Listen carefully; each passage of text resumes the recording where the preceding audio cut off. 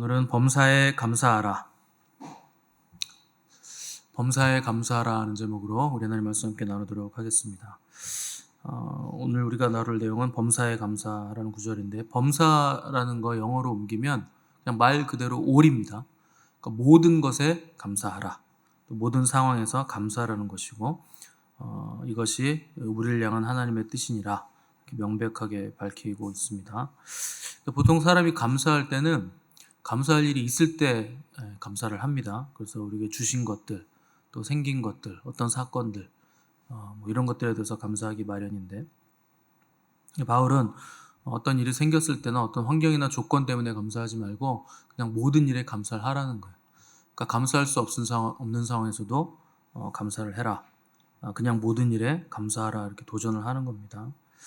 지금 우리가 본 세 가지 하나님의 뜻이 전부 다 그렇죠. 항상 기뻐해라. 그러니까 기뻐하는 것도 그냥 모든 상황에서 항상 기뻐하라는 것이고, 기도도 쉬지 말고 해라. 그냥 항상 하라는 거예요, 기도도. 그리고 감사도 범사. 그냥 말 그대로 모든 일에 all. 그냥 다 감사해라. 그러니까 기도, 기쁨, 감사, 이 세 가지를 쉬지 말고 해라. 이게 가능한가? 어떻게 보면 인간성을 거스르는 일을 하라고 하는 거 아닌가? 불가능한 일 아닌가? 이런 생각이 드는 거죠. 그 복음서에 보면 그 감사에 관한 그 실제 사건, 그 예수님의 사건이 나오는데, 그 10 문둥병자 얘기가 나옵니다. 예수님이 10명의 문둥병자를 한꺼번에 고쳐주세요. 이거 굉장한 기적입니다. 그 당시 문둥병은 불치병이기 때문에 그 아람의 나아만 장군이 이스라엘 왕에게 나 문둥병 고치러 너네 나라 갈 거다 그랬을 때, 이스라엘 왕이 자기 옷을 찢어요. 도대체 문둥병을 고치러 우리나라에 온다니, 아니 불치병을 우리나라에 와서 어떻게 고치려고 하는 것인가, 우리나라를 침공하려고 이거 빌미를 잡으려고 지금 이런 거 아닌가 생각을 해서 그 옷을 찢어버립니다.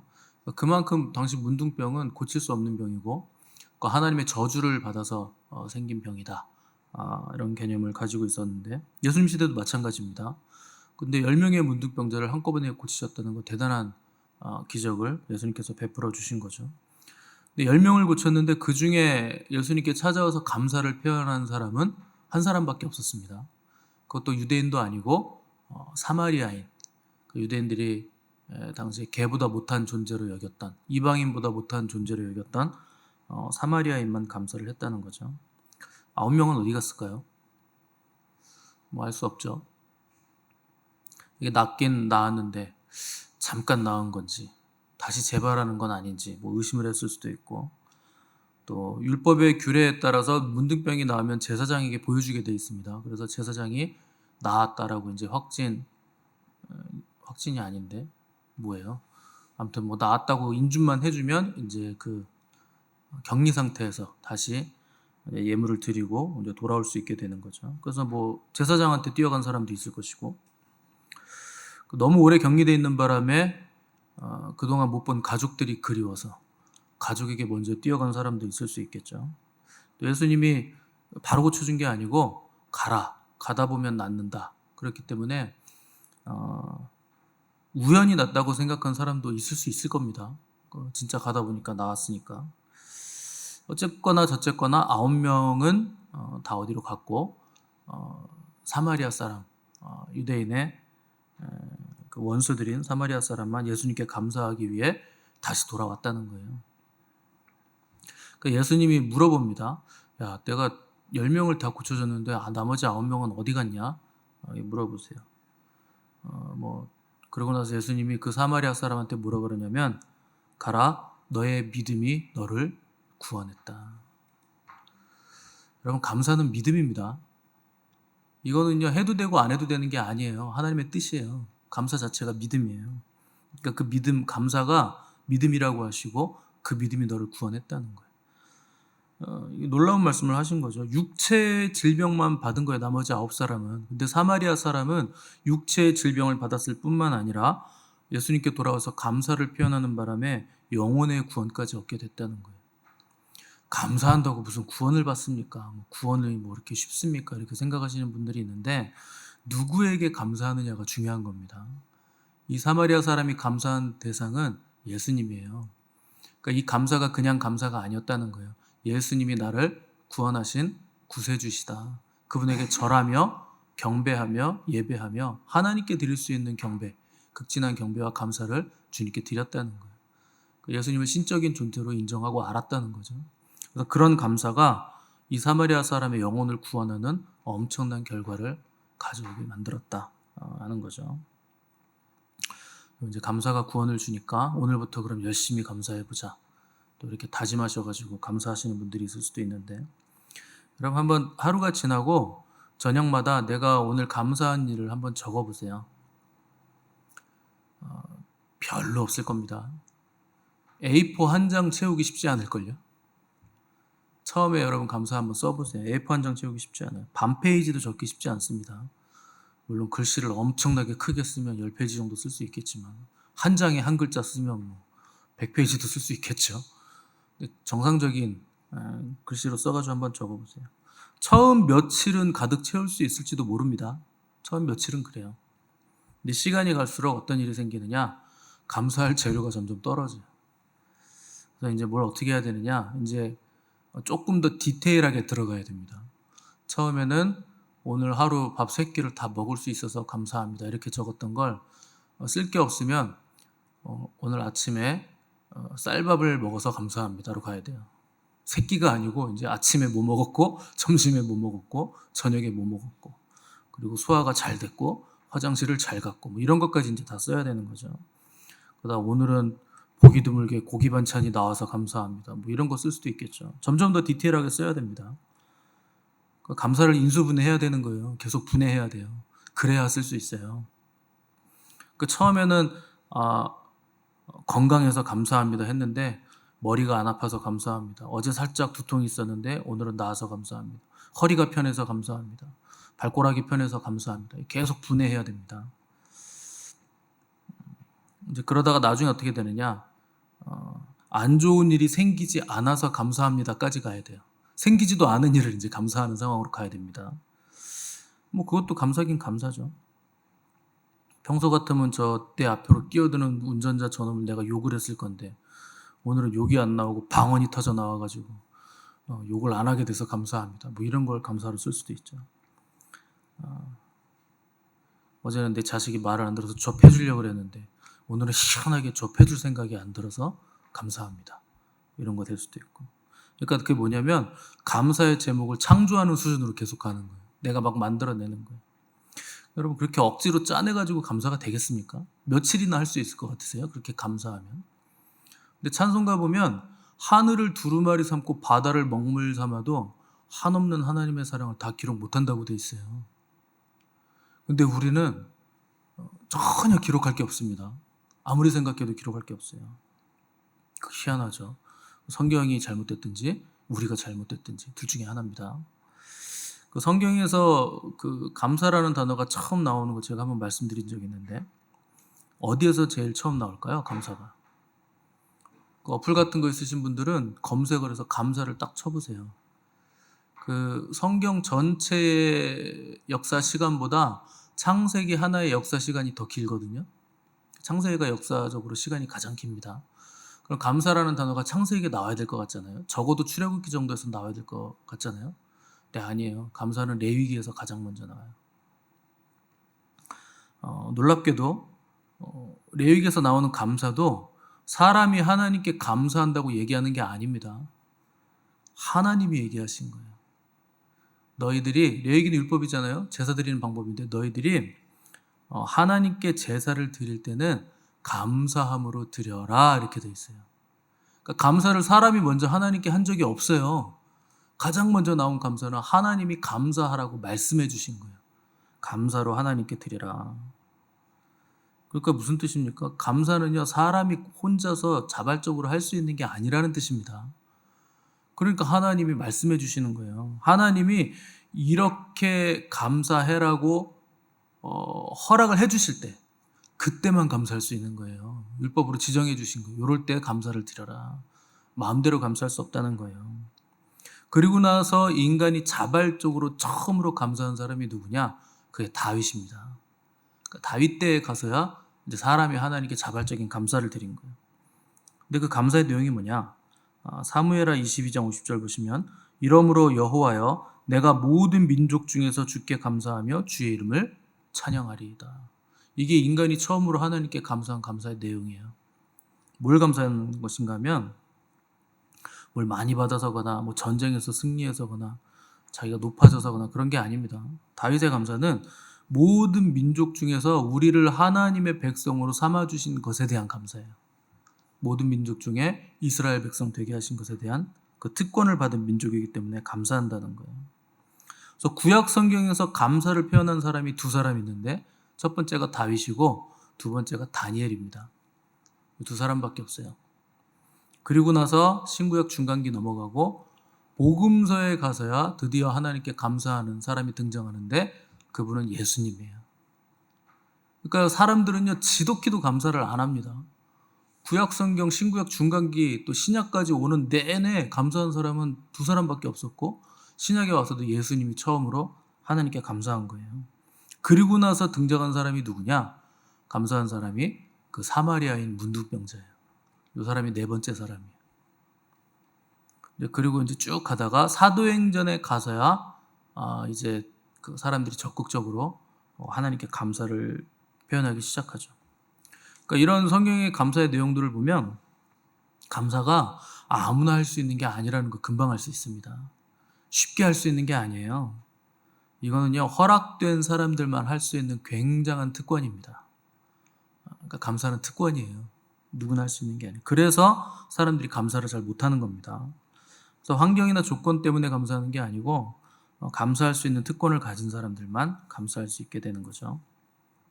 그래서 오늘 본문 보시면 사도 바울이 범사에 감사하라 그랬고 빌립보서에서도 아무것도 염려하지 말고 오직 모든 일에 기도와 간구로 너희 구할 것을 감사함으로 하나님께 아뢰라. 이 구절에 보시면 그 감사 앞에 아무것도 염려하지 말라는 명령이 붙죠. 감사가 사라진 자리에는 뭐가 대체하느냐? 염려가 대체한다는 거예요. 감사가 사라지면 염려가 대체되고 염려가 많아지면 이제 불평과 원망과 불만이 나오게 되죠. 그래서 그 염려가 사라지기 위해서는 모든 일에 감사함으로 하나님께 나아가고 감사함으로 하나님께 기도해라, 아뢰라 이렇게 명령이 나온 거죠. 그래서 기도할 때도 기도가 응답될 것을 믿어서 감사하는 게 아니고 우리가 감사할 수 있는 특권을 가진 존재이기 때문에 감사하라는 거예요. 그러니까 우리는 기도가 응답될 것을 믿습니다. 감사합니다. 뭐 그냥 이렇게 그냥 하나님을 거의 협박 수준으로 그냥 이게 응답이 안 되면 알아서 하세요. 뭐 이런 식으로 감사합니다 그러는데 그런 게 아닙니다. 응답될 것을 믿고 감사하라는 게 아니고 특권을 가진 존재이기 때문에 감사할 수 있는 특권을 우리만 가지고 있기 때문에 감사로 나아가라는 거예요. 그러니까 우리 기도할 때도 우리 꼭 마지막에 뭘 붙이느냐? 예수님의 이름으로 기도합니다. 기도했습니다. 기도 드립니다. 기도 올립니다. 이렇게 막 하는데 이거 안 하면 기도가 아닌 것 같죠, 여러분? 그러니까 마치 부적처럼 이거 안 붙이면 기도가 안 이루어져. 기도가 상달이 안 돼. 이 예수님의 이름을 붙여야 이게 로켓처럼 막 추진력을 얻어가지고 하늘 보좌로 팍 꽂혀가지고 예수님의 이름에 능력이 있으니까 기도가 응답될 것 같은 느낌을 받으시는데 그런 뜻 아닙니다. 왜 예수님의 이름으로 기도하라고 하느냐? 예수님 때문에 우리가 구원받아서 그런 거예요. 그분 구세주를 인정하는 거죠. 그래서 우리가 예수님의 이름으로 기도할 수 있는 자격을 얻었다는 거예요. 그러니까 여러분들이 예수님을 믿으면 기도할 때 꼭 말로 예수님의 이름으로 기도합니다. 이거 부적처럼 안 붙이셔도 크게 상관은 없습니다. 근데 우리가 선포하는 거죠. 내 영혼에게도 선포하고. 근데 그게 무슨 효염이 있는 것처럼 부적처럼 무슨 효능이 있는 것처럼 그렇게 하라는 뜻이 아닙니다. 그리스도의 보혈의 공로로 구원을 받아서 그리스도의 보혈의 공로를 의지하는 사람이 됐음을 인준하는 거예요. 선포하는 것이고. 예수님의 이름으로 기도하면 무조건 다 응답이 되느냐? 당연히 다 응답 안 됩니다. 하나님의 마음에 합한 기도만 응답돼요. 무조건 예수님의 이름 찍어 놓는다고 되는 게 아니고 인생 살다 보면 어려운 일도 당연히 오는 것이고 힘든 일도 오는 거죠. 그럼에도 불구하고 우리가 어떻게 감사를 할 수 있는가? 우리는 감사할 수 있는 특권을 가졌다는 거예요. 어려운 일임에도 불구하고 감사할 수 있는 사람들이 되었다. 왜냐하면 하나님께서 모든 것을 합력하여 선을 이루실 것이 확실하기 때문에. 우리의 이해보다 하나님의 뜻은 너무나 커서 우리는 다 이해 못하지만 납득이 안 되지만 하나님은 항상 옳습니다. 그래서 하나님께 감사할 수 있게 됐다는 거예요. 그 다니엘서를 보면 다니엘을 모함하기 위해서 이제 왕 외에 다른 신에게 기도하고 절하면 사자굴에 넣는다, 이런 조서를 발표하죠. 근데 다니엘이 그런 상황에서 우리 같으면 어떻게 기도하겠습니까? 집에 들어가서 조용히, 그래, 이제 지성소로 들어가자. 하나님이 창문 열고 더 이상 기도하지 말라고 하는가 보다. 이렇게 하고 창문 닫고 CCTV로 촬영 못하게, 망원경으로 못 보게 다 문 걸어 잠그고 지성소 깊은 캄캄한 곳으로 들어가서 홀로 감사할 것 같잖아요. 기도할 것 같잖아요. 근데 다니엘은 안 그래요. 늘 하던 대로, 솔로몬의 기도대로 창문을 활짝 열어 제끼고 누가 보든지 말든지 예루살렘 성을 향해서 하루 3번 감사했다고 돼 있어요. 여러분, 창문 닫는다고 기도가 상달이 안 되겠습니까? 기도 상달돼요. 창문 닫고 해도 뭐 하나님이 안 받아주시겠어요?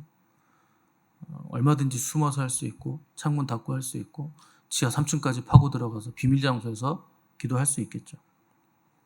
다니엘은 그걸 안 하는 거예요. 그냥 창문 열어두고 당당하게 하나님께 감사를 드리는 거예요. 왜냐하면 그게 다니엘의 특권이기 때문에 그렇습니다. 믿는 자들의 특권이에요. 감사하는 거. 창문을 열고 그 특권을 놓지 않는 거예요. 그러면 그것 때문에 사자굴에 들어가면 다니엘이 감사를 안 했을까요? 내가 하나님을 이렇게 잘 믿었는데 하나님은 무슨 사자굴에 사람을 집어넣고 하나님 너무하시네, 뭐 이랬을까요? 아닙니다. 다니엘은 사자굴 들어가도 거기서도 감사하는 거예요. 그러니까 사자들이 다니엘을 건드리지 못합니다. 그러니까 뭐 천사들이 막아 섰든지 뭐 어떻게 했든지 간에 천사들이 사자들 주둥이를 뭐 손으로 잡고 있었든지 못 물게 하는 거죠. 뭐 사자들 컨디션이 안 좋아가지고 시름시름 앓는 사자였겠습니까? 사자들 컨디션은 아무 문제 없어요.